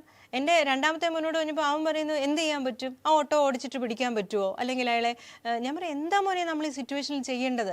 കണ്ടോ കുഞ്ഞിനെ ഇങ്ങനെ പറഞ്ഞില്ലേ, എനിക്ക് സഹിക്കാൻ പറ്റില്ല. ഞാൻ എത്ര മണിക്കൂർ കരഞ്ഞു എന്ന് എനിക്ക് ഓർമ്മയില്ല. ഞാൻ ഫോണിൽ ആരോടൊക്കെ സംസാരിക്കുന്നു അവരോടൊക്കെ വാവിട്ട് കരയുകയാണ് എൻ്റെ കുഞ്ഞിൻ്റെ കാര്യം പറഞ്ഞിട്ട്. അപ്പൊ ഞാനപ്പോ ഏറ്റവും കൂടുതൽ ആഗ്രഹിക്കുന്ന അവന്റെ അച്ഛന്റെ പ്രസൻസ് ആണ് ആ സമയത്ത്. വേറെ ആരും അതിന് സബ്സ്റ്റിറ്റ്യൂട്ട് ഇല്ല അവിടെ, പുള്ളിയാണ് വേണ്ടത്. ഇത് എനിക്ക് വേണ്ടിയിട്ടല്ല, ഒരു ഹീലിംഗ് പ്രോസസ്സ് നടത്തുന്ന ഒരുപാട് സ്ത്രീകളുണ്ട് ഇവിടെ. ഒരു സീൻ ഉണ്ടല്ലോ, അതായത് നമ്മളോട് ഇവര് പറയുകയാണ് ഇനി നമ്മൾക്ക് ഒത്തുപോകാൻ പറ്റില്ല എന്ന് പറഞ്ഞിട്ട് ഇവര് നമ്മുടെ അടുത്ത് നിന്ന് അകലുന്ന ഒരു സീനുണ്ട്. അകലുന്ന ഒരു സീനില് ആ ഫ്രാക്ഷൻ ഓഫ് സെക്കൻഡ് നമ്മൾ ചിലപ്പം നമ്മള് ശരി ഓക്കെ എന്ന് വേണേ പറയും, പക്ഷെ അടുത്ത നിമിഷം നമ്മളത് ഉൾക്കൊള്ളുന്നില്ല. നമ്മുടെ കാലൊന്നും മുന്നോട്ട് നീങ്ങില്ല, അറിയോ. കാരണം നമ്മൾ തിരിച്ചു വിളിക്കുന്ന ഒരു അവസ്ഥ ഉണ്ടല്ലോ. അപ്പം നമ്മൾ എൻ്റെ കൂടെ വരും, എൻ്റെ കണ്ണുനീര് കണ്ടു കഴിഞ്ഞാൽ എൻ്റെ കൂടെ വരാതിരിക്കാൻ പറ്റില്ല എന്നുള്ള ആ ഒരു കോൺഫിഡൻസ് ഭയങ്കരമാണ് നമുക്ക് ആ സമയത്ത്. ആ ഒരു ബെഗ് ചെയ്യുന്നൊരു മൊമെൻ്റ് ഉണ്ടല്ലോ, എനിക്ക് വേറെ ഒന്നിനും വേണ്ടിയിട്ടല്ല, എനിക്ക് ആ ഒരു പ്രസൻസ് ഇല്ലാണ്ട് ഞാൻ കംപ്ലീറ്റ് അല്ല, എൻ്റെ മക്കളും കംപ്ലീറ്റ് അല്ല. അപ്പം ആള് വേറെ മറ്റു പല കാര്യങ്ങളിലാണ് ഹാപ്പിനെസ് കണ്ടെത്തുന്നത് ഇപ്പം. അപ്പം അതൊന്നും നമുക്ക് ഉൾക്കൊള്ളാൻ പറ്റാത്തതാണ്. അപ്പം അതിൽ നിന്നൊക്കെ വിട്ടുവാ, ഞാനുണ്ട്, ഞങ്ങളുണ്ട്, ഞങ്ങൾക്ക് നിങ്ങളെ വേണം, മറ്റൊരാൾ അല്ല നിങ്ങളുടെ അവകാശി, ഞങ്ങളാണ്. 27 വർഷമായിട്ട് എൻ്റെ ഈ 3 കുഞ്ഞുങ്ങളെ പ്രസവിച്ചു കൊടുത്ത ഞാനും എൻ്റെ മക്കളുമാണ് നിങ്ങളുടെ എല്ലാ കാര്യത്തിനും അവകാശം. നിങ്ങളുടെ സ്നേഹത്തിന്, നിങ്ങളുടെ ബോഡിക്ക്, നിങ്ങളുടെ സോളിന്, നിങ്ങളുടെ ഇമോഷൻസിന്, നിങ്ങളുടെ ഫിനാൻഷ്യൽ കാര്യങ്ങൾക്ക് എല്ലാം ഞങ്ങൾ 4 പേരാണ് നിങ്ങളുടെ അവകാശം. അത് മറ്റൊരാൾ വരികയെന്ന് വെച്ചാൽ നമുക്ക് ആലോചിക്കാൻ പറ്റുന്ന കാര്യമല്ല. നമുക്ക് മറ്റൊരാൾക്ക് പുള്ളി പ്രയോറിറ്റി കൊടുക്കുക എന്ന് പറഞ്ഞാൽ എനിക്ക് ചിന്തിക്കാൻ വയ്യ. അത്ര പൊസസീവാണ് ഞാൻ റൈറ്റ് ഫ്രം ദ ബിഗിനിങ്. ആ പൊസസീവ്നെസ് ഞാൻ ചിലപ്പോൾ വയലൻ്റ് ആയിട്ടായിരിക്കും കാണിക്കുന്നത്. അപ്പം അത് മനസ്സിലാക്കുക എന്നുള്ളതാണ് ഞാൻ ആഗ്രഹിച്ചത്. എൻ്റെ കൂടെ തിരിച്ചു വരിക എന്നുള്ളത്, എന്തൊക്കെ ഈ മൊമെൻറ്റ് വരെ പുള്ളിയുടെ ഭാഗത്തുനിന്ന് എന്തൊക്കെ എനിക്ക് സഹിക്കാൻ പറ്റാത്ത കാര്യം ഉണ്ടായാലോ, I was ready to forgive only for എൻ്റെ ഈ ഒരു കുഞ്ഞിന് വേണ്ടിയിട്ട് മാത്രം. ഇവനെ എങ്ങനെ വളർത്തിക്കൊണ്ട് വരിക എന്നുള്ളത് എനിക്ക് അറിഞ്ഞൂടെ. എൻ്റെ മറ്റു 2 കുട്ടികളെ കുറിച്ചും എനിക്ക് ഇത്രയും ബോധറേഷൻ ഇല്ല. അവര് മേജറായി. പൊസസീവ്നെസ് ആയിരിക്കുമോ നിങ്ങളുടെ ലൈഫിൽ? പൊസസീവ്നെസ് എന്ന് പറയുമ്പോൾ എനിക്ക് സ്നേഹക്കൂടുതൽ കൊണ്ടുള്ള പൊസസീവ്നെസ് ആണ്. അത് ചിലർക്ക് താങ്ങാൻ പറ്റില്ല, പറയുന്നത് എനിക്ക് മനസ്സിലാവും. പൊസസീവ്നെസ് കൊണ്ടാവാം എന്നതിനെ നമുക്ക് സിംപ്ലിസിറ്റി ചെയ്യാൻ പറ്റില്ല. പുള്ളി എൻ്റെ ഒരു എന്താ പറയുക, എൻ്റെ ഫ്രണ്ട് അല്ല, എൻ്റെ ബോയ് ഫ്രണ്ട് അല്ല, എൻ്റെ ബിസിനസ് പാർട്ട്ണർ അല്ല, ഒന്നുമല്ല, എൻ്റെ ഭർത്താവാണ്. എനിക്ക് ഫുൾ റൈറ്റ് ഉള്ള വ്യക്തിയാണ്. ആൾക്ക് അതെ, അദ്ദേഹത്തിന്റെ സൗഹൃദങ്ങൾ വളരെ കുറവാണ്. പുള്ളി എല്ലാം എന്നിലാണ്. ഞാൻ തന്നെയാണ് പുള്ളിയുടെ ഒരു വേൾഡ്. എന്നെ സംബന്ധിച്ച് പുള്ളി തന്നെയാണ് എൻ്റെ വേൾഡ്. അതിനപ്പുറത്തേക്ക് എനിക്ക് സൗഹൃദങ്ങൾ ഉണ്ടെങ്കിൽ തന്നെ എൻ്റെ PR കുറച്ച് വൈഡാണ്. പുള്ളിയൊക്കെ കൂടുതൽ കുറച്ചും കൂടെ ആളുകളുമായിട്ട് ഇൻട്രാക്ട് ചെയ്യുന്നുണ്ട് ഞാൻ. അപ്പോൾ എനിക്ക് സൗഹൃദങ്ങളുണ്ട്. അപ്പം സൗഹൃദങ്ങൾ എന്ന് പറയുമ്പോൾ എന്നാൽ പോലും ഞാൻ അവരെ എൻ്റെ ഫാമിലിയിലേക്ക് എന്താ പറയണ്ടേ ഒരു ബുദ്ധിമുട്ടുണ്ടാക്കുന്ന രീതിയിലുള്ള ഒരു സൗഹൃദങ്ങൾക്കും ഞാൻ ഇട കൊടുത്തിട്ടില്ല. അൾട്ടിമേറ്റ്ലി അവരെനിക്കൊരു ബുദ്ധിമുട്ട് ഉണ്ടായിട്ടുണ്ട്. പല ഫ്രണ്ട്സിൻ്റെ ഭാഗത്തുനിന്നും എനിക്ക് ബുദ്ധിമുട്ടുകൾ ഉണ്ടായിട്ടുണ്ട്. പക്ഷെ അവരെ നമ്മൾ എവിടെ വെച്ച് കട്ട് ഓഫ് ചെയ്യണമെന്ന് നമ്മൾ തീരുമാനിച്ചു വെക്കുള്ളൂ. അല്ലെങ്കിൽ അവർ നമ്മുടെ ഫാമിലി കയറി കളിക്കും. ആ ഒരു ബൗണ്ടറി നമ്മൾ സെറ്റ് ചെയ്തില്ലെങ്കിൽ നമ്മുടെ ലൈഫ് അവിടെ തീരുകയാണ്. ഇപ്പം ഒരു സ്റ്റാഫിന് പോലും നമ്മുടെ ലൈഫിൽ ഇൻ്റർഫിയറൻസ് ചെയ്യാനുള്ള ഒരു റൈറ്റ് നമ്മൾ കൊടുക്കരുത്. ഇപ്പം സപ്പോസ് നമ്മുടെ റെസ്റ്റോറൻറ്റിൽ സംഭവിച്ചൊരു കാര്യം അതാണ്. ഒരു സ്റ്റാഫ് അല്ല എൻ്റെ ഹസ്ബൻഡിനെ കൺട്രോൾ ചെയ്യേണ്ടത്. മേ ബി ഒരു ഫീമെയിൽ ആയിരിക്കാം. അവർക്ക് കൊടുക്കേണ്ട ഒരു പൊസിഷനുണ്ട്. അവർക്ക് അതേ കൊടുക്കാവുള്ളൂ. അതിനപ്പുറത്തേക്ക് അവരെ ഫിനാൻഷ്യൽ കാര്യങ്ങൾ ഹാൻഡിൽ ചെയ്യാനോ അല്ലെങ്കിൽ പേഴ്സണൽ ലൈഫിനെ കുറിച്ച് ഷെയർ ചെയ്യാനോ അവർക്ക് ആവശ്യത്തിൽ കൂടുതൽ ഇമ്പോർട്ടൻസ് കൊടുക്കാനോ ഒരിക്കലും നമ്മൾ അതിൽ ആ ഒരു ലിമിറ്റിൽ അപ്പുറം പോകരുത്. പോയി കഴിഞ്ഞ് കഴിഞ്ഞാൽ അവരവിടെ she will take advantage of that. അവിടെ നമ്മുടെ ഫാമിലി പോവുകയാണ്. അവിടെ അങ്ങനെ വരാനേ പാടില്ല.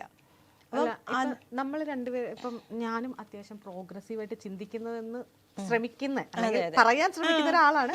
ബട്ട് ഉള്ളിന്റെ ഉള്ളിൽ ഈ പറയുന്ന കുടുംബം, കുട്ടികളൊക്കെ എനിക്ക് നമുക്ക് വരുന്നുണ്ട്. നമ്മൾ പ്രോഗ്രസീവ് ആണ്. മറ്റൊരാളുടെ കഥയാണ് ഞാനിപ്പോ കേൾക്കുന്നത്, എന്റെ കഥയല്ല മീര. അപ്പൊ എനിക്ക് ഉപദേശിക്കാൻ പറ്റും, അല്ലെങ്കിൽ എനിക്ക് കുറച്ചുകൂടെ ചൂഴ്ന്നിട്ട് നിങ്ങളോട് അതെന്താ അങ്ങനെയെന്ന് ചോദിക്കാൻ പറ്റും. ഇപ്പൊ ഈ പറഞ്ഞ പോലെ മീര പറഞ്ഞ പോലെ തന്നെ മീരയുടേതായ ഒരു വസ്തു, അല്ലെങ്കിൽ മീര നമ്മളിപ്പോ പറയുന്ന എന്റെ 3 കുട്ടി ആരാണ് മീര, ഇതാരാണ് എന്റെ 3 കുട്ടികളുടെ അച്ഛൻ, അതിനുശേഷമാണ് ഭർത്താവ് എന്നുള്ളത്. അതായത് നമ്മൾ ആദ്യം പറഞ്ഞ കുഞ്ഞുങ്ങളിലൂടെയാണ് രജിസ്റ്റർ ചെയ്യുന്നത്. ഇപ്പൊ നമ്മൾ ആദ്യം തന്നെ പറഞ്ഞല്ലോ, പല കുടുംബങ്ങളിൽ ഇത് സാക്രിഫൈസ് ചെയ്ത് നിൽക്കുന്ന പുരുഷന്മാരും സ്ത്രീകളുണ്ട്. ഇപ്പൊ മീരനെ കേൾക്കുന്ന ഞാനല്ലാത്ത വേറൊരാള്, ഇപ്പൊ ഞാൻ മീൻസ് നമ്മൾ ഈ വീഡിയോ ഒക്കെ പബ്ലിഷ് ചെയ്ത് കഴിയുമ്പോൾ കേൾക്കുന്ന ഒരാള്, അയാൾ അനുഭവിച്ചതിന്റെ കഥ എന്താ നിങ്ങൾ പറയാത്തെ?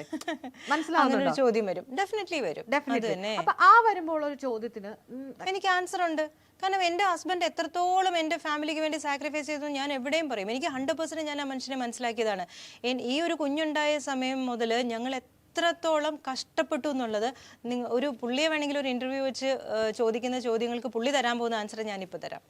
ഞങ്ങൾക്ക് രണ്ടുപേർക്കും പറയാനുള്ള ഒന്നാണ്, അത്രത്തോളം ആ മനുഷ്യൻ കഷ്ടപ്പെട്ടിട്ടുണ്ട്. അതുപോലെ ഫാമിലിക്ക് വേണ്ടി ജീവിച്ച ഒരു വ്യക്തിയാണ്. പക്ഷേ അതിനിടയിൽ ഫ്ലോസ് ഉണ്ടായിട്ടുണ്ട്, മിസ്റ്റേക്സ് ഉണ്ടായിട്ടുണ്ട്, എൻ്റെ ഭാഗത്ത് മിസ്റ്റേക്സ് ഉണ്ടായിട്ടുണ്ട്, ഇല്ലെന്നല്ല. ഞങ്ങൾ പരസ്പരം അത് ക്ഷമിച്ചാണ് മുന്നോട്ട് പോയത് ഇതുവരെ വന്നതും. പക്ഷേ നമുക്ക് ഇപ്പോൾ ഞാൻ പറയുന്നത് ഇപ്പം റൈറ്റ് ഈ ഒരു മീരാസ് കിച്ചൻ്റെ ഇഷ്യൂയിലേക്ക് വരുമ്പോഴാണ് ഞങ്ങൾക്ക് പ്രശ്നമായത്. അവിടെ ചിലരുടെ ഇൻ്റർഫിയറൻസ് കൊണ്ടാണ് നമ്മൾ അത് കറക്റ്റ് ചെയ്യാൻ നോക്കിയിട്ടും അല്ല ഇതാണ് ശരി എന്നുള്ള ഒരു നിലപാടിൽ ഉറച്ചു നിൽക്കുന്ന ഒരു വ്യക്തിയെ നമുക്ക് ഒരു പക്ഷേ കട്ട് ഓഫ് ചെയ്യേണ്ടി വരും. അപ്പോൾ അങ്ങനെയാണ് പുള്ളി ഒരു വേണ്ട നമുക്കിനി മുന്നോട്ട് പോകാൻ പറ്റില്ല എന്നുള്ള രീതിയിൽ മേ ബി അവിടെയും 100% എൻ്റെ സത്യവും നീതിയും ആയിരിക്കും അവിടെ, മറ്റുള്ളവർ നോക്കുമ്പോൾ മീരയായിരിക്കും ശരി. പക്ഷെ പുള്ളിയെ സംബന്ധിച്ച് ചില നിലപാടുകളിൽ പുള്ളി ഉറച്ചു നിൽക്കുകയാണ്. മേ ബി അത് ഒരു കുറച്ച് കാലം കഴിയുമ്പോൾ തെറ്റാന്ന് പുള്ളിക്ക് മനസ്സിലാവും, റിഗ്രറ്റ് ചെയ്തേക്കാം. ഞാനിപ്പോഴും അതിന് വെയിറ്റ് ചെയ്യുവാണ്. അപ്പം അങ്ങനെ ഒരു സിറ്റുവേഷനിലാണ് ഇപ്പോൾ എനിക്ക് അവിടുന്ന് മീരാസ് കിച്ചൺ എന്ന് പറഞ്ഞ ബ്രാൻഡിൽ നിന്ന് എനിക്ക് ഇറങ്ങേണ്ടി വന്നതും. ഇപ്പം എനിക്ക് സന്തോഷമേ ഉള്ളൂ, പുള്ളി അതിൻ്റെ പേര് മാറ്റി. പക്ഷെ ഒരു ക്രൗഡ് പുള്ളറായിട്ട് നിന്നൊരു റെസ്റ്റോറൻ്റ് ആണത്, അത്രയും ഫേമസ് ആയിരുന്നു. അപ്പം യൂട്യൂബിലൊക്കെ അടിച്ചു നോക്കിയാൽ ഫസ്റ്റ് കിട്ടുന്നത് ഇപ്പോൾ ചട്ടിച്ചോറ് അല്ലെങ്കിൽ കഞ്ഞി എന്നൊക്കെ പറഞ്ഞു കഴിഞ്ഞാൽ മൂവാറ്റുപുഴയിൽ നിന്നും അവിടുന്ന് ഇവിടുന്നൊക്കെ ആളുകൾ വന്നിട്ടുണ്ട്. നല്ല ക്രൗഡായിരുന്നു എനിക്ക്. അതുപോലെ ഞങ്ങളുടെ PR-ഉം നല്ല ഹൈ ആയിട്ടാണ് ഞങ്ങൾ കൊണ്ടുപോയത്. അപ്പം ആ ഒരു ലെവലിൽ നിന്ന് നമ്മൾ പെട്ടെന്ന് എന്താ പറയുക, ഒരു വലിയൊരു മലയുടെ മുകളിൽ നിന്ന് ഒരു കൊക്കയിലേക്ക് എടുത്തെറിഞ്ഞ പോലെ ആയിപ്പോയി എൻ്റെ ലൈഫ്. ഒരു സമ്പാദ്യവും ഇല്ല, ഒന്നുമില്ല, എല്ലാത്തിനും ഡിപ്പെൻഡ് ചെയ്തിരുന്ന ഞാൻ സന്തോഷത്തോടെ ഒരു ഇമോഷണൽ സ്ലേവ് എന്നൊക്കെ പറഞ്ഞു കഴിഞ്ഞാൽ ചിലപ്പോൾ പബ്ലിക്കിനെ അടിക്കും. പക്ഷേ എന്നാലും ആ ഒരു സ്ലേവറി ഞാൻ കുറച്ചൊക്കെ എൻജോയ് ചെയ്യുന്നുണ്ടായിരുന്നു.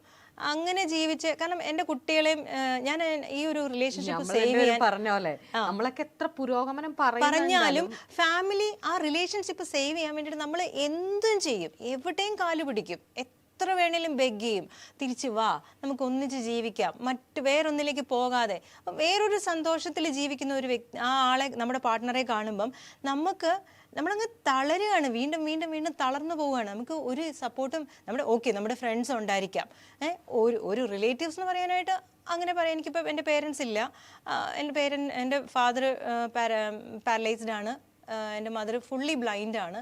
അമ്മയ്ക്ക് അങ്ങനെ നമ്മളെ ഒന്നും തിരിച്ചറിയാൻ പറ്റാത്തൊരവസ്ഥയായി പോയി. ഒരു 6 months ആയിട്ടാണ് അതാണ് അവസ്ഥ. അപ്പം അവരുടെ മകൾ എങ്ങനെയാണ് ജീവിക്കുന്നതെന്ന് അവർക്ക് അറിഞ്ഞുകൂടാ, ഒന്നും അവർക്കറിയില്ല. പിന്നെ എനിക്ക് ബ്രദേഴ്സ് ഇല്ല.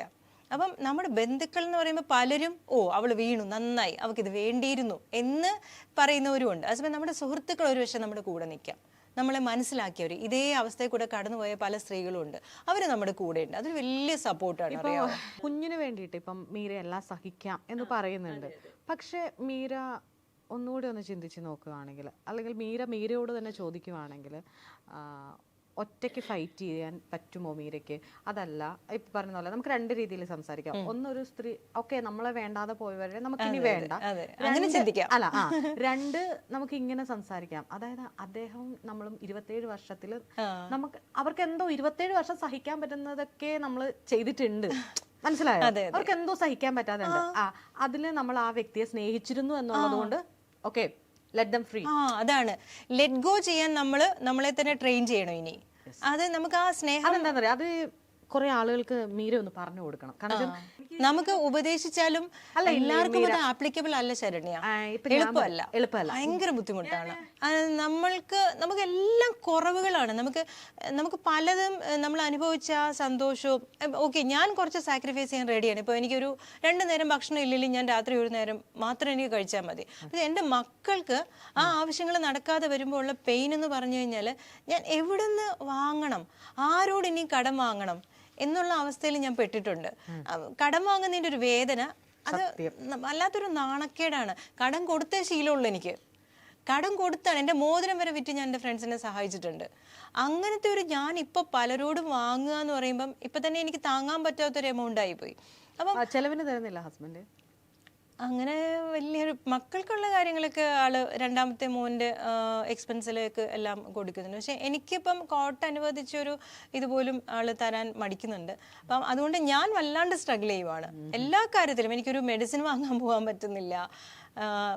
ഇപ്പോൾ എനിക്ക് ആള് തന്നെ എനിക്ക് കാറ് വാങ്ങിച്ചു തന്നിട്ട് ഒരു 12 വർഷം മുമ്പ് വന്ന വെഹിക്കിളാണ്, കാറുണ്ടായിരുന്നു, അതൊക്കെ മാറ്റി. അപ്പം അങ്ങനത്തെ എല്ലാം കട്ട് ഓഫ് ചെയ്തു. നമുക്ക് ഒന്നിച്ച് ജീവിച്ചുകൊണ്ടിരുന്നപ്പോഴുള്ള എല്ലാ കാര്യങ്ങളും കട്ട് ഓഫ് ചെയ്തിട്ട് അത് ഞാൻ ഒരിക്കലും എക്സ്പെക്ട് ചെയ്തില്ല. ഇതെല്ലാം എനിക്ക് ഫിനാൻഷ്യൽ സപ്പോർട്ട്, എൻ്റെ മൂവ്മെൻറ്റ്സ് എല്ലാം കട്ട് ഓഫ് ചെയ്യുമ്പോൾ നമ്മൾ എല്ലാത്തിനും സ്ട്രഗിൾ ചെയ്യുവാണ്. ഹോസ്പിറ്റലിൽ പോകേണ്ട ഒരു ആവശ്യം വരുവാണ്. ഞാനപ്പോൾ ആലോചിക്കും എങ്ങനെ ഞാൻ പോകും. ഇപ്പം ഡോക്ടറുടെ കൺസൾട്ടേഷൻ ഫീസ്, അവിടെ ചെന്ന് കഴിയുമ്പോഴേക്ക് മെഡിസിൻ്റെ എമൗണ്ട്, ഇതെല്ലാം കൂടി ഞാൻ കാൽക്കുലേറ്റ് ചെയ്യുമ്പോൾ ഒരു 1,500 ഒക്കെ ആവുകയാണെങ്കിൽ ഞാൻ എന്ത് ചെയ്യും, ആരോട് വാങ്ങും? ഞാൻ ഏൺ ചെയ്യുന്നില്ല. അപ്പം എനിക്കൊരു കേക്കിൻ്റെ ബിസിനസ്സൊക്കെ ഉണ്ടായിരുന്നു. ബട്ട് അതും ഈ പറഞ്ഞ പോലെ ഇപ്പം ഫുള്ളി നമ്മുടെ എവിടെ നോക്കിയാലും 3 വീട്ടിൽ നോക്കിയാലും അതിലൊരെണ്ണം ഒരാൾ ബേക്കർ ഉണ്ടാവും. ഞങ്ങൾ സ്റ്റാർട്ട് ചെയ്ത ഒരു സമയത്തെന്നൊക്കെ പറഞ്ഞാൽ ഞാൻ 2011 മുതൽ ഞാൻ ബേക്കറാണ്. പക്ഷെ ആ സമയത്തെന്നൊക്കെ പറഞ്ഞാൽ ഒരു 10 പേരേ ഉള്ളൂ കൊച്ചിയിൽ. ഞങ്ങൾക്കൊക്കെ ഉണ്ടായിരുന്ന ബിസിനസ് എന്ന് പറഞ്ഞാൽ ഭയങ്കര അങ്ങേ അറ്റത്തെ ലെവലിൽ ഞങ്ങൾ എത്തിയവരുണ്ട്, ഒരു 10 പേര്. പക്ഷെ അവർക്ക് പോലും ഇപ്പോൾ ബിസിനസ് ഇല്ല എന്നുള്ളതാണ് വാസ്തവം. കാരണം കോവിഡ് സിറ്റുവേഷൻ വന്നപ്പോഴത്തേക്ക് എല്ലാ കൊച്ചു കുട്ടികൾ പോലും ബേക്കിംഗ് ഫീൽഡിലേക്ക് തിരിഞ്ഞു. അപ്പം നമ്മുടെയൊക്കെ ബിസിനസ്സിനെ അത് വല്ലാണ്ട് മോശമായിട്ട് അഫക്റ്റ് ചെയ്തു. പക്ഷേ ഫോർച്ചുനേറ്റ്ലി ആ ടൈമിലാണ് ഞാൻ ഈ റെസ്റ്റോറൻറ്റ് ഹസ്ബൻഡ് തുടങ്ങി തന്നത്. അത് നല്ല രീതിയിൽ ഫ്ലറിഷ് ചെയ്ത് വരുമായിരുന്നു. പക്ഷെ ഒരു മോശ സമയം എന്നേ ഞാനും വിചാരിക്കുന്നുള്ളൂ ഇപ്പം. എൻ്റെ ലൈഫിൽ നമുക്ക് എപ്പോഴും നല്ലതല്ലല്ലോ. ഏറ്റവും മോശ സമയത്തിലൂടെ ഞാനിപ്പോൾ കടന്നു പോകുന്നത്. എല്ലാം ഇല്ലാണ്ടായി നമ്മൾ ഏറ്റവും വലിയ ഒരു ഉയരത്തിൽ നമ്മളെ ഒരു വലിയ അഗാധമായ കൊക്കയിലേക്ക് വീണിട്ട് അവിടുന്ന് മേളിലേക്ക് നോക്കി എനിക്ക് ഇരുട്ട് മാത്രമേ ഉള്ളൂ. എനിക്ക് രക്ഷപ്പെടണമെന്നുണ്ട്, എനിക്ക് ശ്വാസം കിട്ടുന്നില്ല, ഇരുട്ട് മാത്രം. ആ ഒരു സിറ്റുവേഷനിൽ നമ്മൾ കിടന്ന് കൈകാലിട്ടടിക്കുകയാണ്. അപ്പം അവിടെ നിന്ന് നമ്മൾ എനിക്ക് ശരണ്യ എന്നോട് ചോദിച്ച പോലെ എന്താണ് ഇവിടെ മറ്റുള്ളവർക്ക് ഒരു ഉപദേശം കൊടുക്കേണ്ടതെന്ന് ചോദിച്ചു കഴിഞ്ഞാൽ ഞാൻ പറയുന്ന കാര്യങ്ങൾ എല്ലാവർക്കും ലൈഫിൽ ആപ്ലിക്കബിൾ ആകണം എന്നില്ല, മനസ്സിലായോ? അപ്പം ചിലർക്ക് ഇത് അപ്ലൈ ചെയ്യാൻ പറ്റുമായിരിക്കും. അപ്പോൾ ഓരോരുത്തരുടെയും മൈൻഡ് സെറ്റ് ഡിഫറെൻ്റ് അല്ലേ. ഇപ്പോൾ എന്നോട് എൻ്റെ ഫ്രണ്ട്സ് ഉപദേശിക്കാറുണ്ട്, മീര നീ ഇങ്ങനെ പാടില്ല. രാത്രി ഞാൻ കിടന്ന് ഇപ്പോൾ 1-1.5 മണിക്കൂർ, ചിലപ്പോൾ 2 മണിക്കൂറൊക്കെ ഫോണിൽ വിളിച്ചിട്ടും അല്ലെങ്കിൽ കരഞ്ഞ് ഞാൻ നിലവിടാറുണ്ട്. എങ്ങനെ ഞാൻ ഇനി മുന്നോട്ട് പോകും? ആരുണ്ട് എനിക്ക്? ഞാനുണ്ട് കൂടെ എന്ന് പറയാനായിട്ട് എത്ര പേരുണ്ട് നമ്മളുടെ കൂടെ? പ്രാക്ടിക്കലി എത്ര പേരുണ്ട്? നമുക്ക് ഫോണിൽ പറയാൻ ആൾക്കാർ, ഫ്രണ്ട്സ് ഉണ്ട്, നമ്മുടെ കൂടെ വന്ന് ചിലപ്പോൾ നിൽക്കാൻ ആൾക്കാരുണ്ട്. അവർക്കും അവരുടെ ലൈഫുണ്ട് ഇല്ലേ? അവർക്കൊരു ലിമിറ്റ് ഉണ്ട് നമ്മുടെ കൂടെ നിൽക്കുന്നതിന്. എൻ്റെ മക്കളെ പൊന്നുപോലെ നോക്കുന്ന എൻ്റെ സുഹൃത്തുക്കളുണ്ട്. പക്ഷെ അവർക്കും അവരുടെ ഫാമിലി ഉണ്ട്, അവർക്ക് അവരുടെ ലൈഫുണ്ട്. അത് നമ്മൾ അംഗീകരിച്ചേ വെക്കുകയുള്ളൂ. അപ്പം ആ ഒരു സിറ്റുവേഷനിൽ ഇതെങ്ങനെ നമ്മൾ ഓവർകം ചെയ്യണം എന്നുള്ളത് ഓരോരുത്തരും ഇതൊരു സെൽഫ് ഹീലിംഗ് പ്രോസസ്സാണ്. എനിക്ക് അതേ പറയാനുള്ളൂ. നമ്മൾ എന്ത് മോട്ടിവേഷണൽ ക്ലാസ്സിൽ പോയാലും എന്ത് ഫ്രണ്ട്സ് വന്നെന്ന് പറഞ്ഞാലും ആരൊക്കെ നമ്മളെ ഉയർത്താൻ നോക്കിയാലും നമുക്ക് നമ്മളെ ഉള്ളൂ. നമ്മൾ ഒറ്റയ്ക്ക് ഫൈറ്റ് ചെയ്യുക. ഇറ്റ്സ് എ സെൽഫ് ഒരു ലോൺലി ഫൈറ്റിംഗ്, ലോൺലി ബാറ്റിലാണിത്. അതെ, ആദ്യം തിരിച്ചറിയേണ്ടത് എനിക്ക് തോന്നുന്നു മുറിവിന്റെ ആഴമാണ്. ആഴത്തിന് പതുക്കെ നമ്മൾ എത്ര ഹീൽ ചെയ്താലും ഈ സ്കാർ കിടക്കും അവിടെ. നമ്മൾ എത്ര ഹീൽ ചെയ്തെന്ന് പറഞ്ഞാൽ ഇത് ഇന്നർ ബ്ലീഡിങ് ആണ്. ഇതാരും കാണുന്നില്ല. നമ്മൾ അകത്ത് ഇതിങ്ങനെ ബ്ലീഡ് ചെയ്തുകൊണ്ടിരിക്കുകയാണ്. നമ്മൾ പുറമേ നമ്മൾ നല്ല വെള്ള തുണിയൊക്കെ ഇട്ട് നല്ല പൂക്കളൊക്കെ വെച്ച് അലങ്കരിച്ച് ഭംഗിയായിട്ടാണ് നമ്മൾ സൊസൈറ്റിയിൽ നടക്കുന്നത്. പക്ഷേ എൻഡ് ഓഫ് ദി ഡേ ഞാൻ ശാരണ്യയോട് പറഞ്ഞ പോലെ നമ്മൾ കരയുന്ന ആരാ കാണുന്നത്? രാവിലെ വരെ ചിലപ്പോൾ 7:30 വരെ നമ്മൾ ചിലപ്പോൾ കിടന്ന് കരഞ്ഞെന്നിരിക്കും. അതാരും അറിയേണ്ട ആവശ്യമില്ല. ഓക്കെ, കരഞ്ഞ് തീർക്കുക, അതിനുള്ള റൈറ്റ് നമുക്കുണ്ട്. നമ്മൾ ആ പെയിൻ കരഞ്ഞ് തീർക്കാനേ ഒക്കുകയുള്ളൂ. അല്ലാണ്ട് നമ്മൾ ഒരാളോട് കംപ്ലൈൻറ്റ് പറഞ്ഞിട്ടോ, ഞാനിപ്പോൾ എത്ര പറയും ശരണ്യയോട്, ശരണ്യ എത്ര ഇത് ഉൾക്കൊള്ളും? മനസ്സിലായോ? ഇതുപോലെ തന്നെയാണ് വേറൊരു വ്യക്തി, നമ്മുടെ ഏറ്റവും അടുത്ത സൗഹൃദങ്ങൾ അല്ലെങ്കിൽ ആർക്കായാലും ഒരു ഉൾക്കൊള്ളുന്നതിന് ഒരു പരിധിയുണ്ട്. നമ്മൾ പറയുകയാണെങ്കിൽ ആദ്യത്തെ ആ ഒരു മണിക്കൂർ നമ്മൾ ആദ്യം അനുഭവിച്ച ആ പെയിന്റ് 1 മണിക്കൂർ റിയലൈസേഷൻ ഉണ്ട്. അതായത് ഇത് സത്യമാണോ നമുക്ക് ചുറ്റും നടക്കുന്നത്, ആ ഒരു റിയലൈസേഷൻ. അതിനുശേഷം അതിന്റെ ഒരു സ്റ്റെപ്പ് ഉണ്ട്, നെക്സ്റ്റ് സ്റ്റെപ്പ്. ഈ 2 മണിക്കൂർ ഈ പറഞ്ഞ പോലെ നമ്മുടെ ലൈഫ്, പിന്നെ അന്നത്തെ രാത്രി, പിന്നീട് അവിടെ നിന്ന് ഇങ്ങോട്ടുള്ള എണ്ണമറ്റ രാത്രി. എന്താണെങ്കിലും മീര, നമ്മൾ കുറച്ച് ഞാൻ കുഞ്ഞിനെ ഇരുത്തണം എന്ന് ആഗ്രഹിച്ചപ്പം ഇത്തരം പേഴ്സണൽ കാര്യങ്ങൾ സംസാരിക്കുമ്പോൾ അവൻ വേണ്ടാന്നായിരുന്നു എന്റെ മനസ്സിൽ. കാരണം കുഞ്ഞിന് അവന് മനസ്സിലാവൂല, നമ്മൾ പറയുന്നത് മനസ്സിലാവില്ല. ഇല്ല, അവന് മനസ്സിലാവില്ല നമ്മൾ പറയുന്നത് ഇല്ല അല്ലേ? ഓക്കെ, ഞാൻ ഓർത്ത് അവന് മനസ്സിലാവും. അവന്റെ മീര വിഷമിച്ച് കണ്ടാൽ, അവന് കുറച്ചു മുമ്പ് മീര വിഷമിക്കുന്ന കണ്ടപ്പോ ഇങ്ങനെ എന്നെ നോക്കി, അപ്പൊ എനിക്കൊരു ഫീൽ ചെയ്തു. അവന് പെട്ടെന്ന് വിഷമാവും. ഞാൻ എന്റെ കണ്ണ് നിറയുന്ന അല്ലെങ്കിൽ എന്റെ ബോഡി ലാംഗ്വേജിൽ ഒരു ചേഞ്ച് വന്നു കഴിഞ്ഞാൽ അവന് ഭയങ്കരമായിട്ട് നമുക്ക് കുഞ്ഞിനോട് ബുദ്ധിമുട്ടാവും.